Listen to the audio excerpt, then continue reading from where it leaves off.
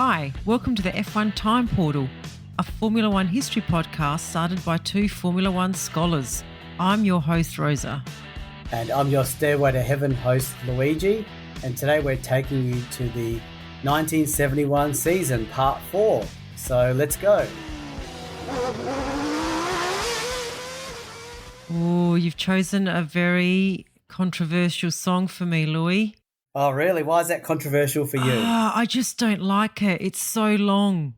You know, I was looking up a comparison of the two great songs in history, and the two songs are Bohemian Rhapsody by Queen and Stairway to Heaven by Led Zeppelin. Yes. And I asked ChatGPT. I knew the answer was Bohemian Rhapsody.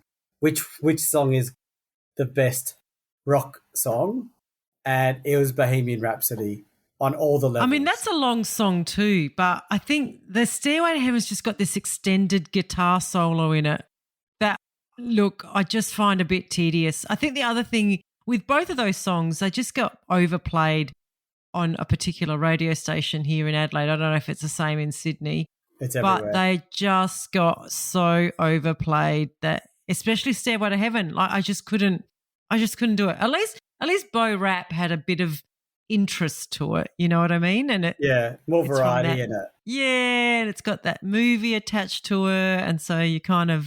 When you said that movie, do you mean Wayne's World? Yes, Wayne's World.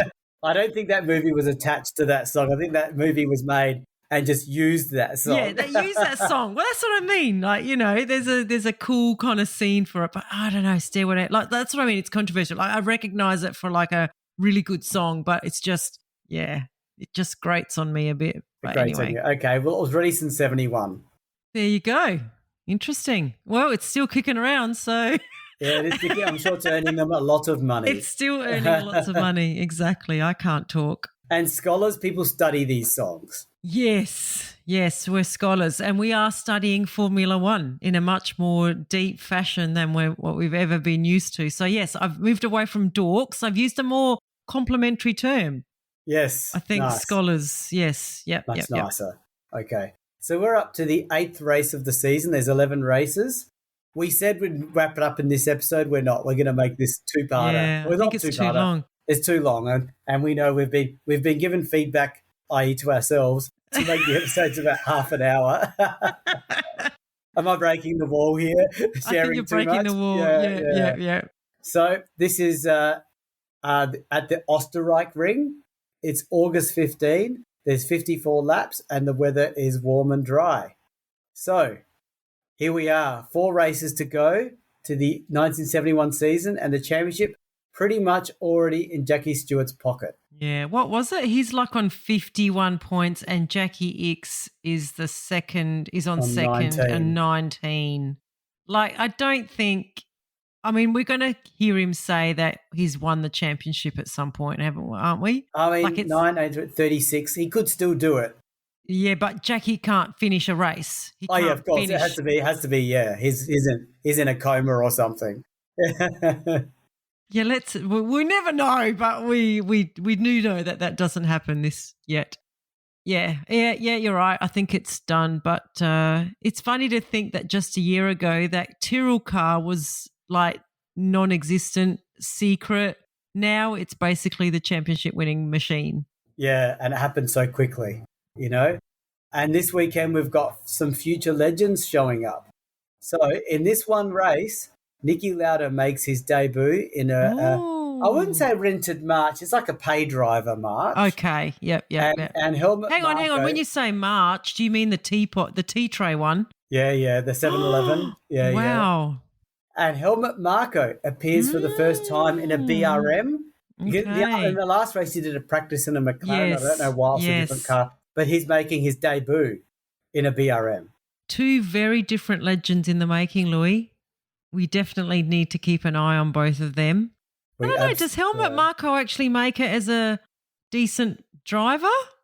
let's just see how it goes. Yeah, we'll see how we go. I don't know exactly. And by excluding Lauda, you're revealing, so you've got to be careful. Well, I know Niki Lauda. Come on. Not everyone knows. Not everyone knows. Oh, okay. I'm sorry for spoiling it. All we can say is Niki Lauda wins a race or two. That's all we can say. Yeah, okay. Good, fair enough. That's what Rosa meant. Yeah, that's exactly what I meant. So we will follow Thursday, these guys. Yes, we'll have to. Yes. So Thursday practice, Stewart. What happens? He comes out flying, of course. The two Ferraris, though, weren't far behind. But Friday was crazy hot, and Stewart and Stommelen dumped oil all over the racing line in his Surtees, and that kind of ruined the session for everybody. Not good, Stommelen. What were you thinking? So final practice saw normal conditions again with no oil, and to Luigi's personal surprise, I don't know why I just said that, it was Siffert who took pole. Yeah, I admit that because I wasn't expecting BRM to be up there at all in this season, but Siffert nailed it with a 1 minute 37.44. You're really very harsh on BRM, aren't you? Yeah, this is that BRM Facebook group hammered me. I'm like... You barrack for it. Well, you're supporting a nobody team, and every time they do well, they surprise you. So Siffert nailed it, and a surprise, but well deserved. And I mean, Siffert is just constantly. I mean, we don't hear about his BRM teammates, unfortunately, since Rodriguez passed. It's just Siffert, pretty much. Yeah. And I wanted to just check where his teammate is, Gandley, about 2.0 seconds behind. Okay. And then Gethin 2.3 seconds behind. So Siffert's in another league. Yeah. So behind them, Servert's in third in the second Tyrrell, then Regazzoni, Fittipaldi, X and Brabham's, Schenken and Hill lined up 7th and 8th. So the usual names, so solid. Yeah, the midfield gang, I'd say. Yeah. So at race start, Siffert got away just a bit better than Stewart, and he led into turn 1. Surely, though, you're going to tell me that Stewart reclaimed the lead within half a lap. Yeah. Right? No. Siffert and Stewart look very similar. Yeah. Siffert held strong through lap 1, and he was defending hard against Stewart. And don't forget, Stewart's like massively on form here. Yes. So Siffert, good on him. And behind them, Regazzoni, Servert, X and Schenken were all following, and a Schenken who gained a position. Oh, go Schenken, Aussie fans. I don't think he's the next Brabham, but we've got to rejoice for something. Yeah, it's going to be a while since we have another one to cheer on. Yeah. So by lap 5, Siffert and Stewart were pulling away nose to tail. Meanwhile, Servert and Regazzoni, Servert in the Tyrrell and Regazzoni in the Ferrari, were swapping places in a thrilling duel for third. Yeah, only until lap 9, though. Regazzoni's engine gave up again. Yeah. Those engine gremlins of Ferrari really are hampering them badly. And it gets worse. It gets worse because X's engine acted up too, and he then dropped to 11th. Oh, and that's Stewart's only real championship. When we say real, that was like just edge of real, gone. So I think, yeah, if Stewart wins this, he's pretty much won the championship. I think it's already over, I suspect. I haven't read ahead, but I'm sure it's saying by X not finishing, that's pretty much it. It's it. Yeah. Yep. But however, Siffert was really in a zone because by lap 20, he had built up a 6-second lead over the informed Stewart, and Servert was cruising in third and for the first time kind of shadowing his team leader. Oh, maybe we'll see a Tyrrell battle. And how's the Aussie doing? Well, I was just going to quickly say about the Tyrrell battle. Maybe Servert can add to Tyrrell's constructors' points. Oh, yeah, that is brutal. But it's only a reflection of the rules. Servert's a great driver. So, yes. So how's our Aussie doing? Well, with Regazzoni out, Schenken was up to 4th. And he was actually under big pressure from Fittipaldi, but he's really doing well in that car. He's in the Brabham, isn't he? So good on him. Is he at this point driving the old Brabham or the lobster claw? I don't know either. But anyway, he's doing well in the Brabham anyway.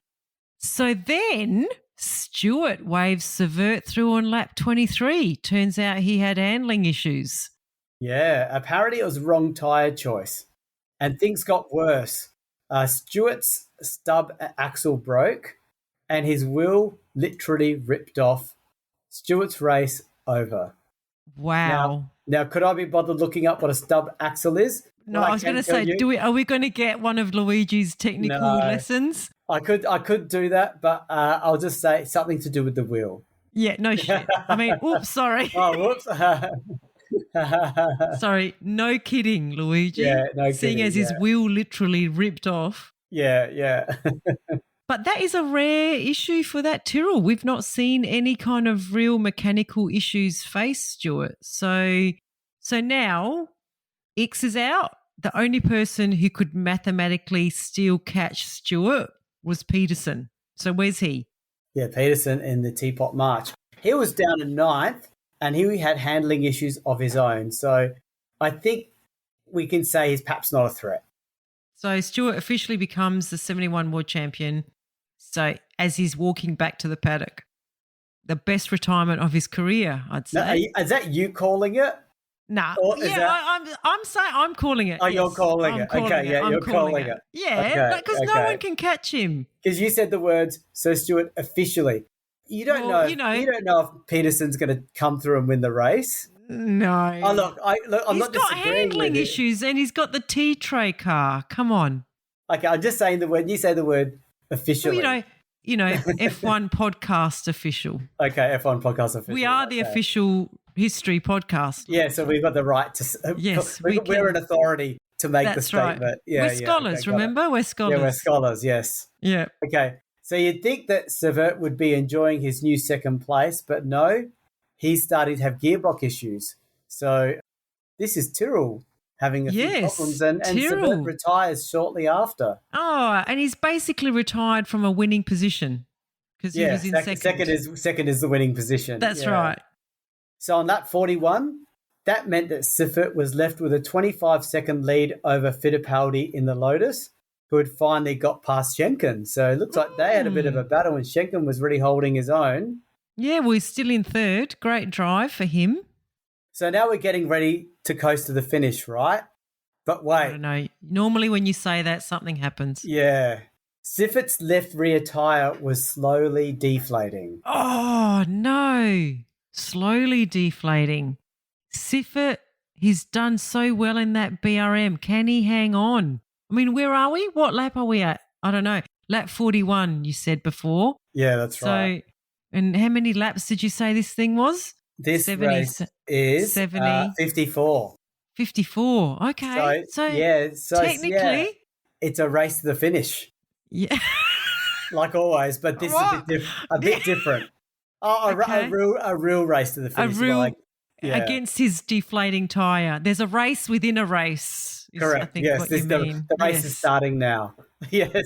So Stewart's 27-second lead within 15 laps. His 27-second lead started melting away, and by the penultimate lap, it was down to 10 seconds. So who was it? Who was on him? It was Fittipaldi was on a charge. Oh, wow. So the crowd that must have just gone crazy.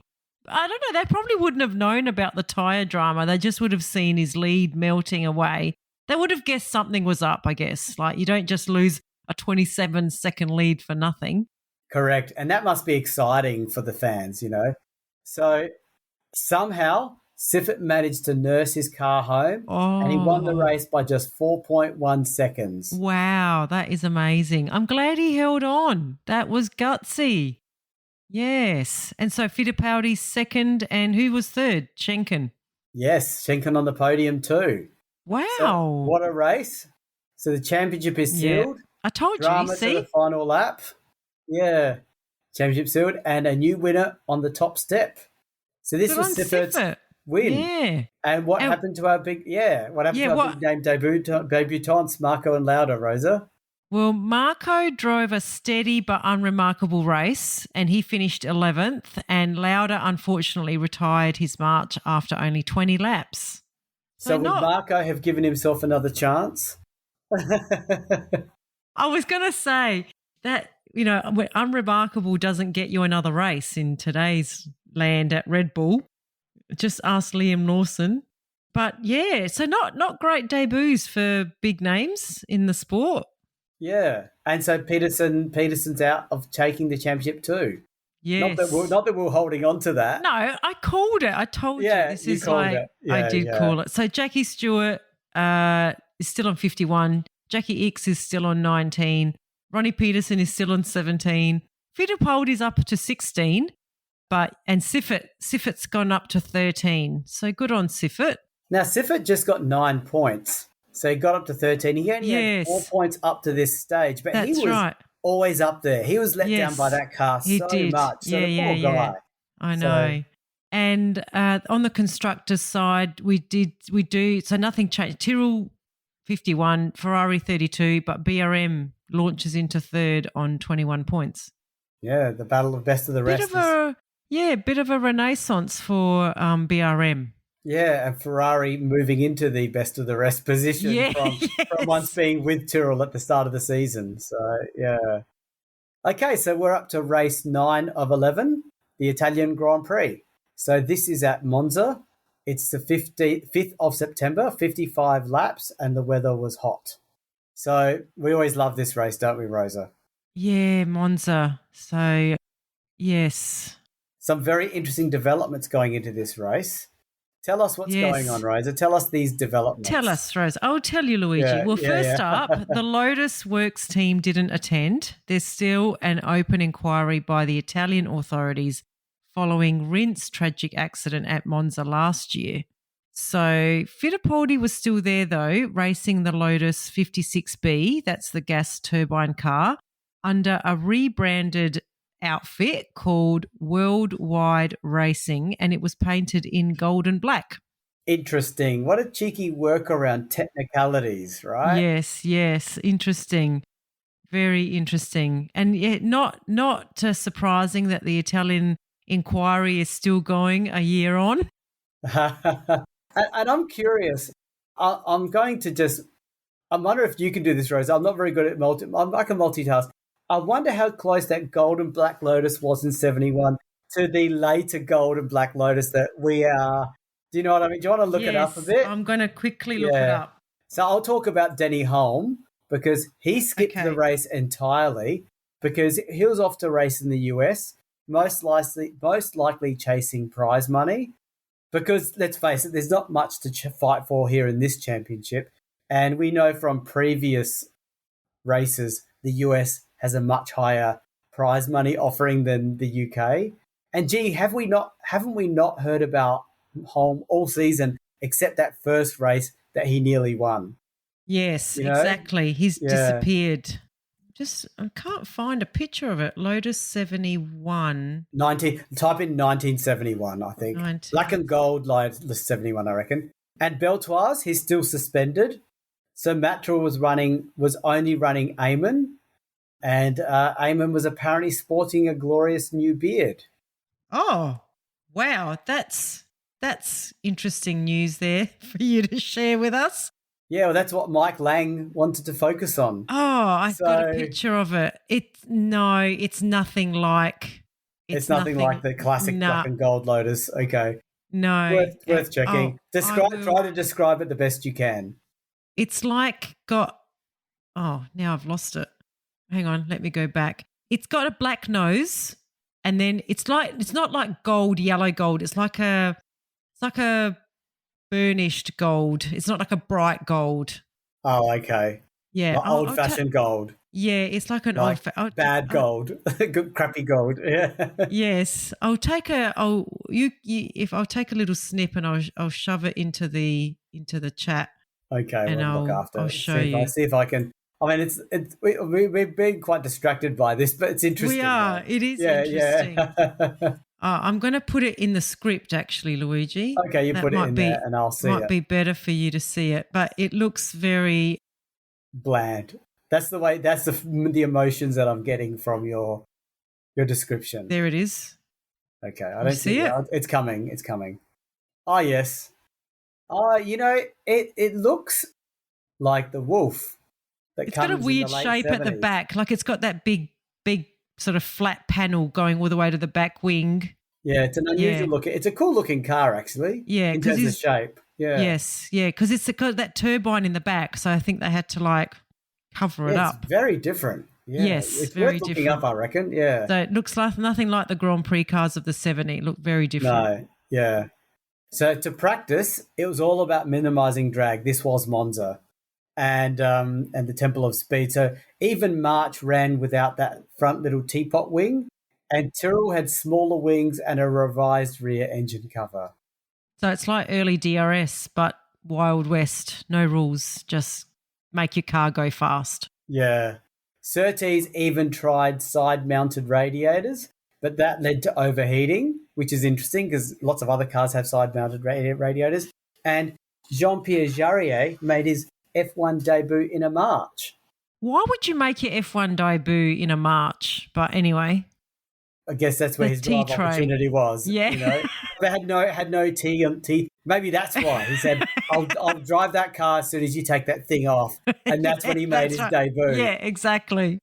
So first day of practice, Siffert was on fire, but on Saturday it was all about slipstreaming tactics. So Eamon and X nailed it.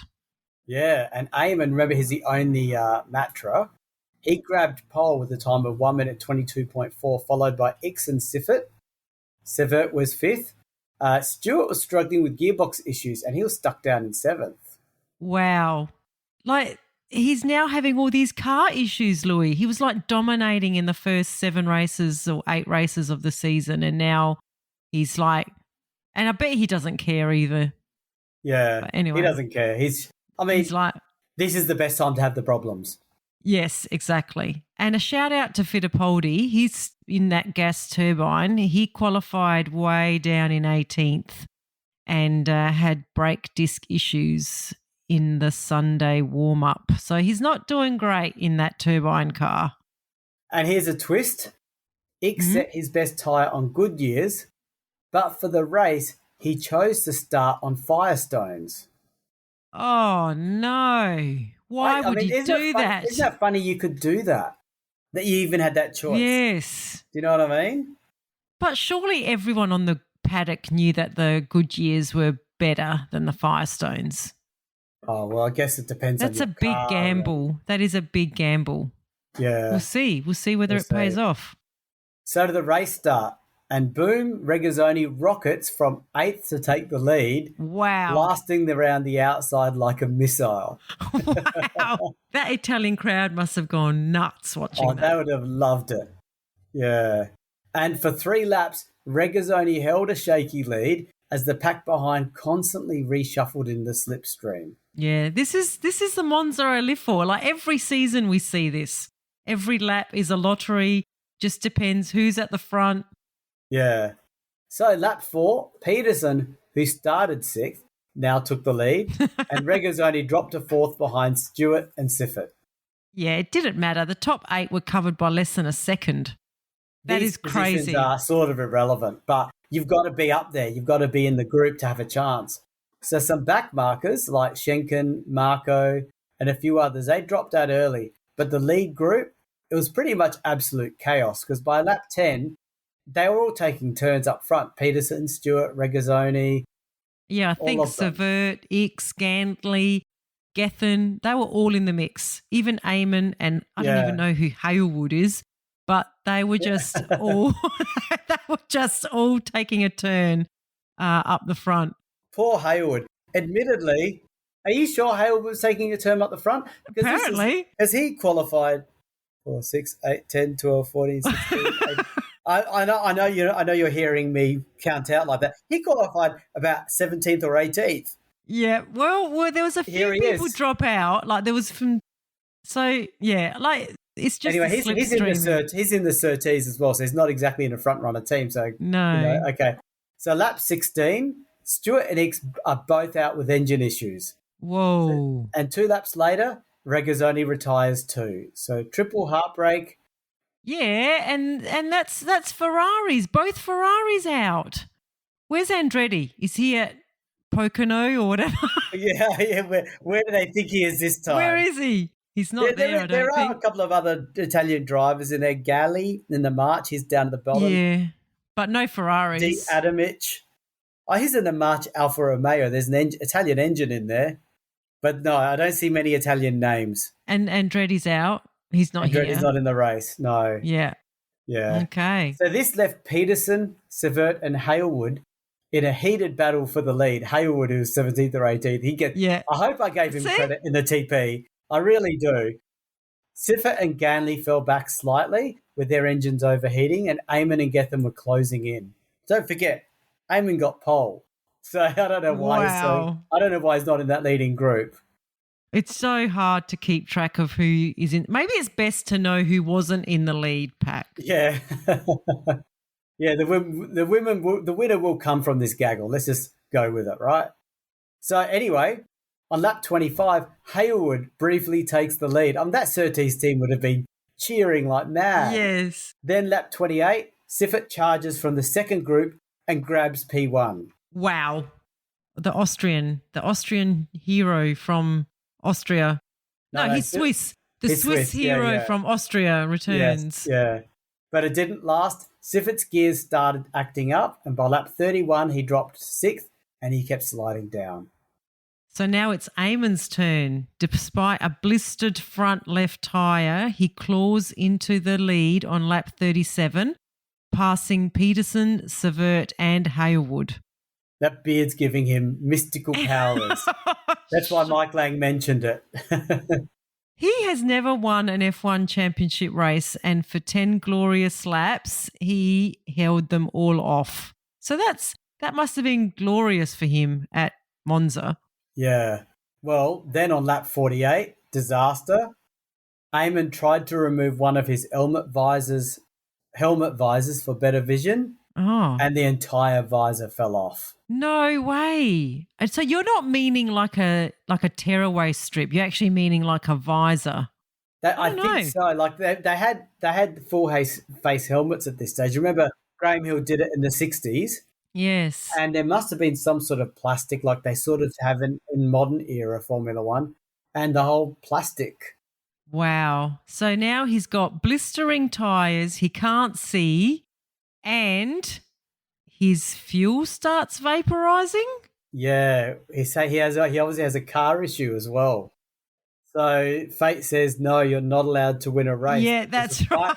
The 5 laps to go, the pack pounced, obviously. Peterson, Sivert, Hailwood, Ganley and Gethin all flew past. Like, I don't even know who Gethin is, Luigi. We've not even spoken about him. Gethin, we talk about him. Maybe we talk about him more. No. I do mention him as a BRM driver in the previous race, I think. Okay, all right. Because I was mentioning how Siffert was wiping the floor with him. Yeah, but Gethin is still pretty good, but he's he qualified next to Helmut Marko in the other BRM. So, yeah. So, lap 52, Gethin sneaks ahead of Sivert with Hailwood and Peterson from here. It's anyone's race. It's exciting, but I don't know how many fans would have stayed after the Ferraris retired. Well, they're missing out because this is an awesome finish. Final lap, Sivert leads into the Parabolica, but he brakes way too late. Peterson retakes the lead, only to run wide. Needed some cool heads. Neither of them had cool heads. Yeah, Sivert and Gethin dive inside, and Gethin crosses the line first, and he wins by 0.01 seconds. Wow. That's the closest F1 finish ever, I think. Well, in the modern era, even without red flags. I mean, there'd be closer ones with red flags, safety cars or other modern stuff. But that is so close, brilliant, raw racing, close finish. Yeah, it's an amazing result. And yeah. Peterson I was just saying, who the hell is Gethin? He's now a Monza GP winner. And he qualified 2, 4, 6, 8, 10, 12, about, I think 11th or 12th. 11th, I think. Wow. And he wins the race. So amazing. Peterson takes second, Sivert third, then Hailwood and Ganley, and the top 5 were covered by just 0.61 seconds. And Eamon limped home 30 seconds later in 6th. Poor Eamon. Yeah, the unluckiest man in F1. He did lead for 10 laps, Luigi. Yeah, and 10 laps before this all happened. Yes. And Gethin, this was his first and only Formula One victory. I don't think we're doing a spoiler. We've got to give the guy when he's going to achieve this, we've got to put a bit of a spotlight on him. His only Formula One victory, he actually started the season with McLaren, but was unhappy there, so he had moved to BRM. With this, his second race for the team. Oh, wow. That's pretty cool. And he won the fastest average speed ever recorded in F1 at the time, a record that stood until Schumacher broke it in 2003. That is unbelievable. Unreal. Crazy stat. And a big moment for BRM. BRM, Luigi. Yeah.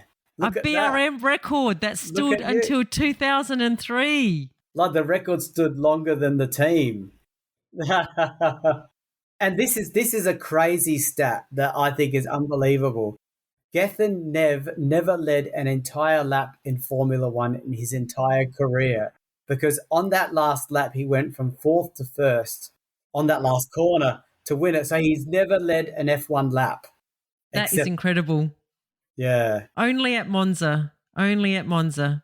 I don't we keep saying, if we'd go back to any race in history, we'd go back to a Monza race. Absolutely. Yeah. And this is one of the ones I think I would look out for. Yeah. Even though like a relative nobody won it and there was no big, like all the big names were out. Like we were talking about people we've never talked about before. Yeah. And Gethin got 9 points for this race. He got 9 points for the season. Oh, that's a giveaway for the last couple of races, but I think I've got to tell it like it is, you know? So just an amazing story, right? So for what it's worth, we've got Jackie Stewart on 51, Ronnie Peterson on 23, Jackie Ickx on 19, and Sever and Fittipaldi on 16. So battle for second, still raging, I think. And then Tyrrell is, on 55 points. Ferrari's on 32 and BRM is on 30. Look at that, BRM catching up to Ferrari. And Ronnie Peterson, even Ickx couldn't even hold on to second. No, you know what I mean? No. Despite him having a good car, the car was obviously unreliable. No, the car's not that good now. All right, well, we might leave it there then for this episode and come back and hopefully, because we hopefully finish the 1971 season. Yes. Oh, no, we definitely will next part. Okay. I'll be so brave as to say part 5 of 5. Okay. That's how confident I am. Okay. All right. Bye, See you, everyone.